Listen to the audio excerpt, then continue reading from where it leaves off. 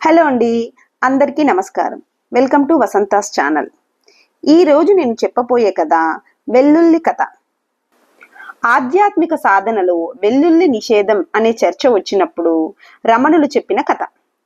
కథలోకి వెళితే, ఇంద్రాది దేవతలు, బలి అధినేతగా ఉన్న రాక్షసులు మందరగిరిని కవ్వంగా, వాసుకిని తాడుగా, కూర్మావతార నారాయణుడు కవ్వానికి పీఠంగా అమరగా క్షీరసాగరాన్ని చిలికారు. ముందుగా అందులో నుంచి హాలాహలం అనే విషం వచ్చింది. ఆ విషాన్ని శివుడు స్వీకరించి కంఠాన నిలిపి నీలకంఠుడయ్యాడు. తర్వాత ధన్వంతరి భగవానుడు అమృత కలశంతో బయటికి వచ్చాడు.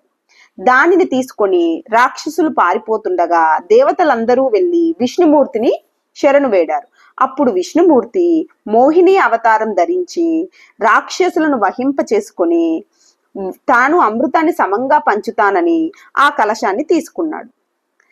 తన చాతుర్యంతో వారిని మాయ చేసి ఆ అమృతాన్ని దేవతలకే పోయసాగింది. అది గ్రహించిన రాహువు అనే రాక్షసుడు మెల్లిగా వచ్చి దేవతా పంక్తిలో కూర్చొని అమృతం తీసుకున్నాడు.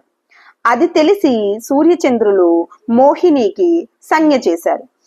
ఆమె చేతిలో ఉన్న గరిటెను విసిరింది. అది చక్రంగా మారి రాహువు శిరాన్ని ఖండించింది.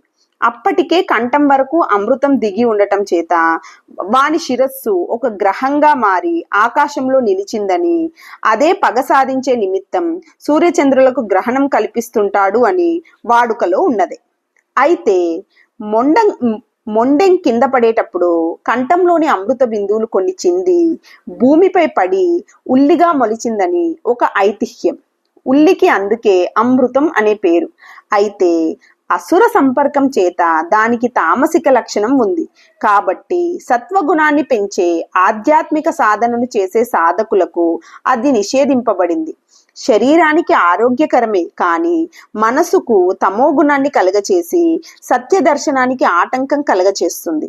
కాబట్టి నీరుల్లి, వెల్లుల్లి, ములగ, ముల్లంగి, నేతిబీర, పుచ్చకాయ మొదలైన తామస పదార్థాలన్నీ ఆధ్యాత్మ సాధనలో నిషేధమే అని చెప్పారు.